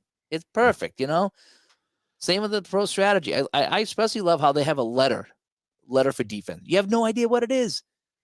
And if the defense did well, then they picked the right play. If they didn't, then they didn't. But you don't have to worry about, anything. It's all just kind of baked into the game. And I really do like that. And Rob says, the problem I find with head-to-head is finding someone who plays at the same pace. You hate when playing a partner takes 2 to 3 minutes to make a call. Yeah. Or someone who plays too quick. Sometimes you get there and you're impatient, and you can't enjoy it. And yeah, that's how I play. I just play by myself all the time. I know for video games, like I don't even care on there. Like even with hockey, and I love hockey, but I don't even set up plays when I'm playing like NHL. No. Right? I don't care about what play. I skate. I go to the other end, try to do a one-timer, and try to score, kind of thing. It's like, I don't set up plays there, nor would I want to ever try to figure out football defenses and offenses and all those schemes. So defense plays better when you spike your headset. Yeah, not this one. This is too expensive. No, don't do that. Hockey fan. I see trains, Ray. I used to be a conductor and an engineer. I believe I started on a GP7 or 9. Been many years. Awesome. It'd be interesting to hear what if he puts in the comments what railroad were you working for. That's really cool. GP7, GP9. You're back there a bit, but some classic locomotives. Yeah, Ray not only does the podcast about the model trains, but he goes out and he photographs them all the time too. You've had some of your prints in books, right? Yeah, I've had a couple photos knocked around. Oh, Norfolk Southern, awesome, great railroad. I was just actually down on the Reading line, just outside of Albertus, doing photography. I was able to make things work on a schedule, and hung out in the middle of a cornfield waiting for trains to come by, and had the drone out and took some aerial photos from that. So What do you think about all those trains that derailed a few months ago? well, this is Yeah, like, and they seem to all happen at once too. And then you had all these conspiracy theories about that, and there were people getting really sick. It just seemed to be all at once. I'll say this: what's happening in the railroad industry is no different than any other industry. You're trying to do more with less. They have a thing called precision scheduled railroading, or PSR, trying to make longer trains with less crews. And these kinds of things happen when you string together 10 or 12,000 foot long trains, and you have two people, responsible for it, and you're pulling that much weight, that much tonnage. Things can happen. Things can go bad. And I think that's, kind of plaguing every industry, the power, manpower shortages, but the railroads are a little different. They're doing this kind of intentionally, trying to get the crews down. If the railroads could get away with it and the Federal Railroad Administration would approve it, they'd have one-man crews. And it's kind of scary to have that much tonnage being moved with one person, and then autonomous is the next step. And it's even scarier to think 12,000 12,000 feet of a multiple amount of tonnage moving down the rails, and there's nobody in the cab. That's Yeah. It's scary. I mean, yeah, can it be done, and probably done decently with new technology? Sure, but it's still a scary premise not to have the human ability to do, be right on scene and overriding. But I like to know that there's a person there as well. I just do. Yeah. So I would imagine, listen, every industry is facing that same deficit, experience, whether it be construction industry, whether it be the railroads, whether it be retail, whether it be whatever the case may be. There's just a shortage of people working. Bernie, hi Bernie. Click the O gauge trains. Steam locomotives are beautiful, intricate pieces of equipment. Yeah, you and I've had this conversation multiple times, and even on here too, about the parallels between what we do, together, and between tabletop and model railroading. There's a lot of parallels to it, and a lot of kind of same mentalities that are about it too. So, both awesome hobbies. A lot of fun. Let's see. Frenchie here said he plays Cold Snap Express, which is basically Canadian football. And, I need to learn that. I do. And Rob says he plays that too. I what I need to do is play the second season, which is basically American football, the NFL, call it what you will, college, whatever, and get good at that. And then learn Canadian football. Because I know there's 3 downs and you can get a rouge and things like that. I think I have Canadian football for game-winning drive or something like that, and I've played it a couple of times. But I need to know more about Canadian football because I don't even know enough about American football to win. So I have to play these solitaire games where you just roll the dice and watch things happen. That's what I like about Inside Blitz from Inside Games is on the computer. It kind of calls all the plays for you, offense and defense, and you just follow along. And so it'll be like, okay, it's going to be, a pass. So it's going to be, I'm going to try to pass it to Collinsworth of the Bengals. And the dice rolls, and you look at Collinsworth, and if the dice is greater than Collinsworth, it's incomplete. If it's underneath, then you look to see it's complete, and then you see for how many yards, and then you follow along like that. And I really like that one there because you don't make any decisions. Now you can, if it's 3rd and 10 and they call for a trap up the middle, you're like, yeah, no, probably not. I'm going to change that to a pass, and you can do it that way. But I love how you follow along, and it's fun clicking on the right box to make sure that you got the play right. It's like, okay, here comes the pass, and he's going to make the catch. It's a big gain, and rolls the dice again. The big gain is 25 yards. I like that, and I can play a game in like 10 or 15 minutes of Inside Blitz football. I really, really do like that. You know what I know about Canadian football? Doug Flutie played up there. That's the only thing I know. And he won. Yeah, and he won a lot. He was like the Joe Montana of Canadian football. He said there was a lot of retirements in the 2000s when he was working. Yeah. Yep. Yeah, an aging crowd, a whole 9 yards. So, yep, absolutely. And Hockey Fan says he fell in love with Inside Blitz and Inside the Crease. I liked them on the computer. And it's funny how when we play these games, we have cards and dice versions and we have computer versions, and sometimes you have both. Yep. And there's some games I prefer to play on the table, and there's some games I prefer to play on the computer. And the inside sports games I prefer on the computer because there's a lot of with a hockey game. You flip the two cards, and it's like a book in front of you, and you got to figure out where to look and see what's going on to get to play. The computer game filters out everything you don't need and just shows you what you're supposed to be looking at, if you can follow that. Yep. So if you win the face-off and it says 14, but if the right defenseman has a hit of 5 or better, he knocks you off the puck. Right. So if you flipped open the card, you'd see the 14, but you'd have to remember to check on the defenseman.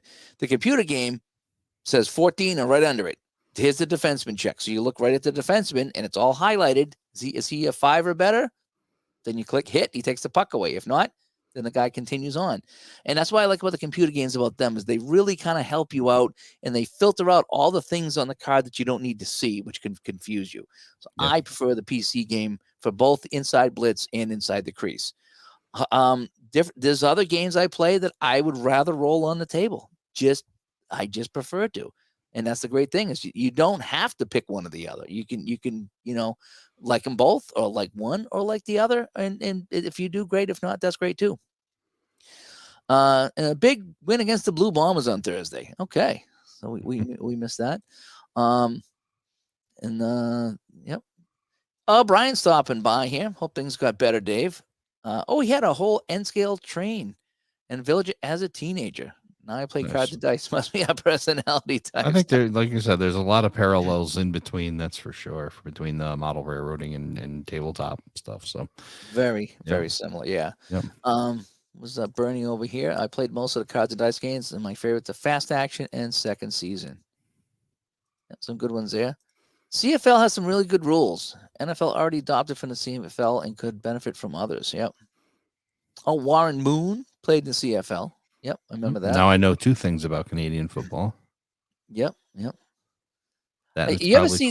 There's a famous clip on YouTube about the ending of a Canadian football game. It might even been a playoff game, and how that works out is that if you get tackled in the end zone, it's a point. It's like a safety, Mm-hmm. And if you a touchback is a point. Picture it that way. A touchback is a point. Now their end zones are 25 yards deep. They're huge, and I think they're rounded or something. So it's a big end zone. It's not an NFL end zone. So there's this famous clip of the team trying a field goal to win it, and they missed it. But the other team had to have a guy back there because if he misses the field goal and it bounces up, it's still a point.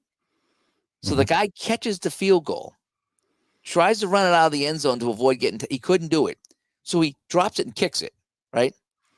Yep. The other team gets it. That guy gets it, kicks it back into the end zone. Because it's a tie game. All they're going to do is get that 1 point by getting it in the end zone. So that guy gets it and kicks it out again. And they went back and forth 3 or 4 times.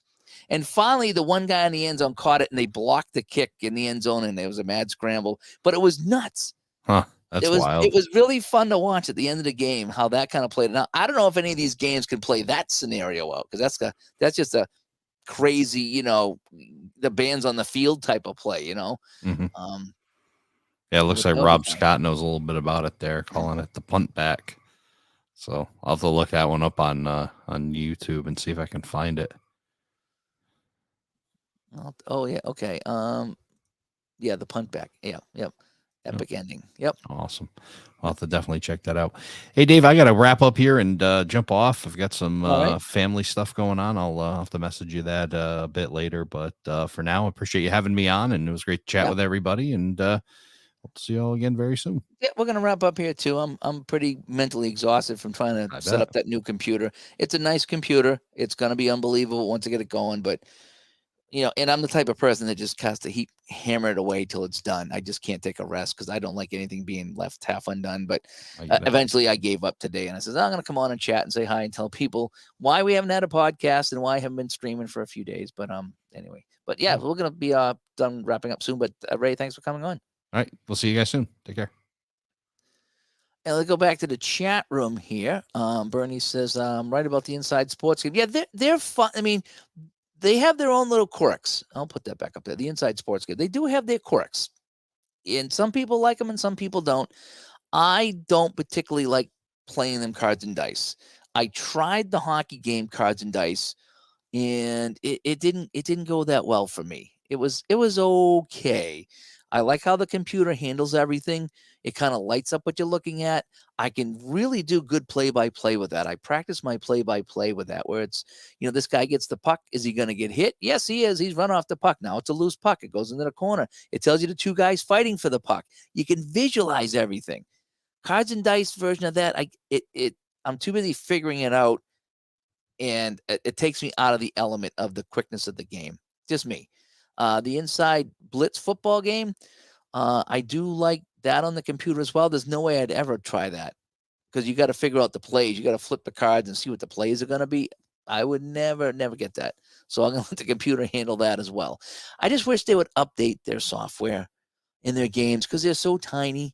And we have these big screens now, and you look up in the games like up here in the corner. It's like so small, it's like we're here. Like it's about that big, It's like make them bigger, fit the screen. Let's read the names a little clearer, Make everything bigger. That's all they would have to do. And but both of those games are fun. The Inside Pitch, I played a little bit on the. I still can't, even with the PC, I can't figure out that game. That's just one game that eludes me. And no matter how many times I think I get it, I don't. I just messed that up so bad. So that's one I don't do. Inside the Paint is really good if you know basketball. I don't know basketball. I tried it. It's very similar to the hockey game, but you got to know basketball. It talks about covering people and then this guy and that guy. I don't know it. I just don't know basketball well enough to play that game. And I forget who was on there. Oh, man, I forget the guy. Demo was his name. And he did a really good tutorial on YouTube for Inside the Paint. And I couldn't get it. Just couldn't get it. Because I just don't know basketball enough. But there are some great games. And Hockey Fan says that he agrees that he likes playing Inside Sports games on the PC as well. He has 85 on football and 91 on hockey. I bought a bunch of seasons during the last couple of years on the sales when they buy 3 get 1 free or buy 2 get 1 free or whatever it was. I bought a bunch. And I just started to, like I say, install them. Then you got to put in all the graphics. It's like, oh my gosh, this computer's all set up, ready to go. I suppose I could just go into the folders and that's what I did with Digital Diamond. Is I went into this computer, I hooked up a drive, and I just took all the backup seasons, put them on the drive, and then dropped them into the folder on this new computer, and then they were all ready to come in from the backup, and it worked like a charm. And it even brought in all the pictures and everything. So I brought in the pictures in the ballparks. I was like, ooh, logos and everything.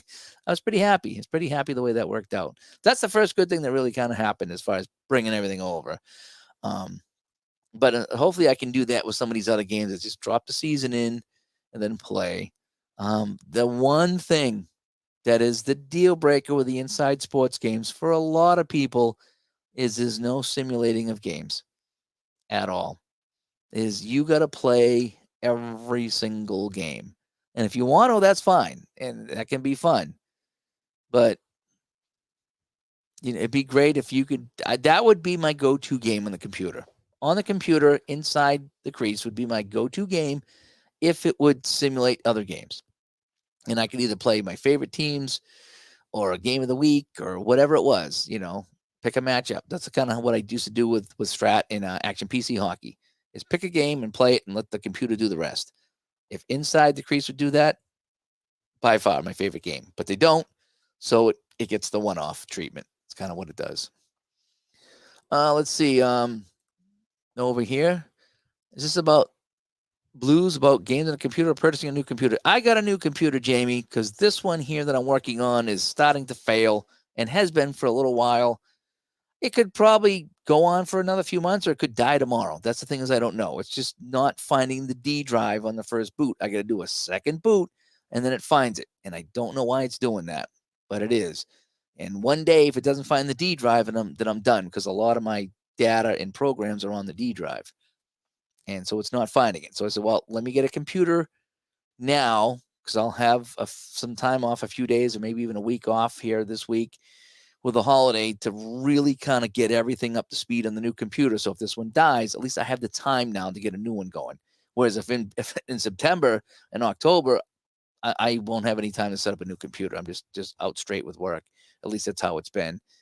So yeah, so I got a new computer, and I'm having a heck of a time getting 5 years worth of games and data over on there and trying to get it to work. And I'm holding my breath and closing my eyes every time I install something new and a message comes up. You just get that gut feeling like, oh, please don't go wrong. And please just install. I just wish I could just dump everything on and be done with it, but that's not how it works. It's really not fun. Brian, I'm looking to play a quick play game so I can do a full season with some basic stats. Wanting to find a quick play with some defensive stats too, not just goals and assists, so you can have a defensive MVP. So are you looking for PC? You're looking for cards and dice?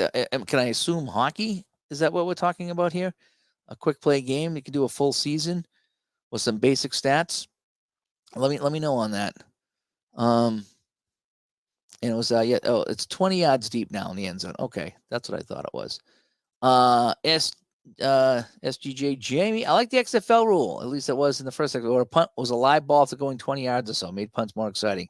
They tried a whole bunch of crazy things, and that was kind of in the XFL. Now they've toned it down. Vince Ferragamo played in that after in between seasons with the Rams. Interesting. Take care, Rob. Yeah, we're gonna jump off here in 1 second here. Just kind of chatting tonight, getting everybody up to speed on what's going on. I'm kind of hoping this computer lasts a little while longer till I get the new one up to speed. I'm kind of close with some of the basic stuff, but there's still a lot of other things.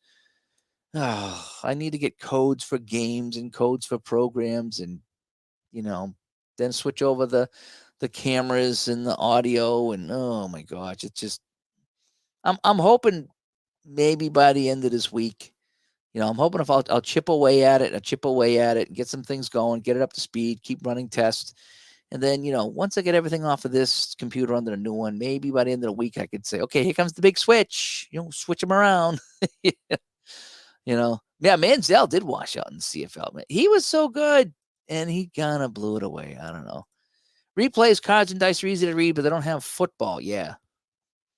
Yep. I'm going to probably pick that. Ron got me the PDF for, it was my birthday or Christmas. And so I had the PDF, but I think on the next sale, I'm going to get the full replay printed version, even with the season, and have them send it to me. Because I did like it. I did like the replay cards and dice. I've really been into the cards and dice more than the PC games lately. It all depends on the mood I'm in, but I am going to get some of that. And CFL, no such thing as fair catches on punts outside the end zone. They should get rid of the fair catch rule too. Well, people are getting beat up pretty bad. That's the thing. They don't even have kickoffs anymore. They're trying to get everybody to start from the 25. It's not football without a kickoff, but I understand that people are getting injured, and they've done the studies. It's just a violent game. It just is. It's a violent game. I'd never play it. I'd be killed in a second. I'd never play it. But and Jamie says no auto play is a deal breaker for me. Otherwise, he'd buy the inside games for sure. Yes, they are. And Marco, take care. Thanks, Marco. I'm going to be jumping off here in 1 second. When you made a move to the PC, you got a local PC deal and handle the migration. Oh, that I thought about that.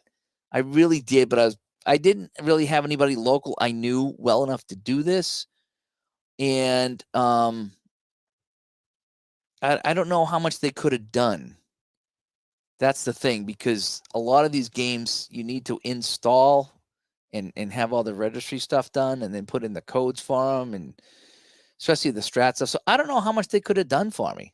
That's the thing, is I really don't know what. So for me, and the other thing is, then I'd have to give up both computers probably for a few days and not have anything to work with.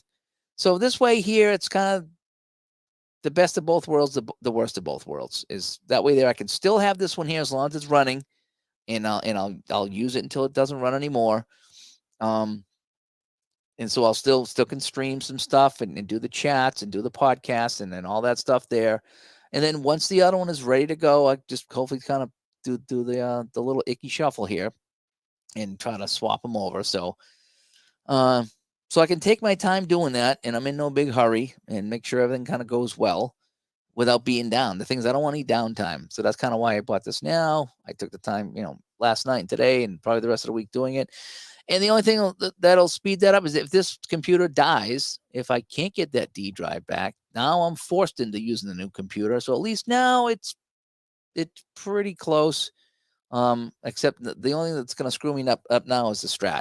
I have to deauthorize all the strat stuff and then put them all back. That's the thing there. So this thing has to last long enough for me to put in my strat, Dan stops by very late to the party. The strat seasons are the worst to switch over to the computer. Yeah. That's why I'm gonna do them last, because I'm probably not gonna play much. Honestly, I could probably just put them over there now, because I'm not gonna play much until I get the new computer going. Because I kind of feel like I should be spending my time getting that computer behind me up and running, so I can pop it into place, and then I don't have to worry about a computer going down. So I shouldn't really be playing anything. But at the same time, my head hurts from yesterday and today. All the time I spent researching computers and then setting this one up and trying to get up to speed. I haven't had any fun. And so I almost played something tonight, and I didn't, because I just was too tired. But I need to play something and have some fun with it. I got the new 7071 for Stone Cold Hockey. I want to play that. I had a blast playing that the other night. I streamed that. I had a blast. And so I should have played some of that tonight. Maybe I'll play that tomorrow. So you got to play and have some fun. But I feel like every minute that I'm not transferring stuff over and getting the new computer ready, that I'm just delaying the inevitable. You know what I mean? Just want to get it done. But yes, I would agree with that so much. And Rob's come by. He picked up Hockey Bones thanks to me. He's a new fan. Keep up the good work. Thank you, Rob. I love Hockey Bones. I just got the new season. I went to a local print shop, and they printed out the new season for me. It's a little cheaper, not as good as the drive-through cards, but I'm happy with what I got, and I don't have to print and cut them. Oh my gosh. When they card everybody, they card just about everybody, and there's a lot of people to print and a lot of people to cut. So it was worth to pay this other company to do it for me, and I'll have it. And I plan on playing a lot of the new season. And we talked about that a little bit on the Digital to Dice podcast about me coming into the newer seasons and the modern seasons, and how I don't know what it is about this season. Was it the Bruins having a record year and then choking? Was it Florida just tearing it up, getting to the finals? Was it Vegas winning? Was it Toronto choking and Edmonton choking? I don't know what it was about this season, but or maybe it's just because it just happened. It could just be the proximity effect, because it just happened and I'm all into it, because although I haven't really felt that way about too many other seasons, about the NHL seasons at least. But this one here, I bought for Bones, Shootout, Stone Cold, and I think that's all that's out right now. And I will get APA. I will get APA, unless Tebow sends it to me. Tebow had it at the Tebow had the new card set for hockey at the convention. It's like it'd be just like him to send that to me. So, but I think you can order it after July 4th. So when it goes on sale, I'm gonna get it. So I'll have it for a bunch of games. I want to play. Toronto, Vegas. I think that'd be a fun, and Boston, Vegas. So I want to play those Stanley Cups, and then I want to play Edmonton, Boston, and Edmonton, Toronto. So I have 4 alternate cups I want to play, and maybe I'll play them in different games just to have some fun with it. But I do want to do that. I really do. The only downside of modern seasons is there's so many teams and so many players, and 90% of them I just don't know. So when I'm sorting out the cards the other night, I was live here sorting out the cards. I didn't know anybody. I mean, I knew a bunch of the Oilers and a bunch of the Maple Leafs and a lot of the Bruins. But I still didn't know anybody from Florida, and like a team like Columbus or Carolina. I just don't follow it. I don't know them. So it's kind of a bummer, like having all these teams, and most of them I'll never touch, because I just don't know them. But the ones I'm going to play with, I should have my fun and get my money's worth out of that season. But if you have trouble with Hockey Bones, let me know. I'm not an expert, but I do feel like I got a pretty good feel of how Hockey Bones is played. And, if, I've added a few of my own things to make it nice and smooth, as they say. And Rob says, my company handle it in 48 hours. Complete migration of all software and data. It was worth the cost. Oh, geez, yeah. If I had known that, I would have, And James says, he has Drive Clone, and I don't think he had to enter the strat codes again. Yeah, I don't know enough about that. That's the thing, is I don't know enough about that. That's the thing. Is in this, the Alienware here, it's ridiculous. It's got a cinder block in it. It is so heavy that I don't know if I'd want to carry it around. So the way I'm doing it, it kind of sucks that I'm kind of like putting stuff on a hard drive, unplugging it, plugging in the new machine, dumping it on there, So I got a lot of my PDFs now on the new machine. So if I need to print anything or have anything, it's there. The Excel's up and running. I got to get the Streamlabs going so I could stream with the Excel spreadsheet and get the cameras going. So yeah, it's just going to take a little bit more time. Jeff says Appa may be out tomorrow for hockey. I'm not sure. I thought they said after the 4th, or maybe it was after the convention. I was listening to the podcast, and John said it was coming out either after the convention or after the 4th. I forget which one. So we'll find out. But yeah, I'll be picking that up myself. Rob says, thankfully not Boston, Vancouver. Yeah, I don't know anybody on Vancouver anymore. Although I did pick up 2010-11 for Hockey Bones, so I will probably play that series as well. So yeah. So anyway, I saw Al just come on playing some wrestling. So I've been on long enough babbling away. So I'm gonna go watch Al play some wrestling. You guys might want to do that too. But I thought I'd come on just to tell everybody what's going on. So hopefully we're gonna get a show recorded this week. Hopefully between this old computer and the new computer, one of them will allow us to record and get a show out on the podcast this week. Ron goes on vacation, so we got to work around that. So we'll figure it all out. One way or another, we'll be back. But yeah, just been a bad week for Ron, and then my computer issues kind of forced me out on this. So anyway, I'm Dave from Studio B, struggling to get the new computer up and running. But thank you, everybody, for tuning in tonight, and we'll talk to everybody later. Bye-bye.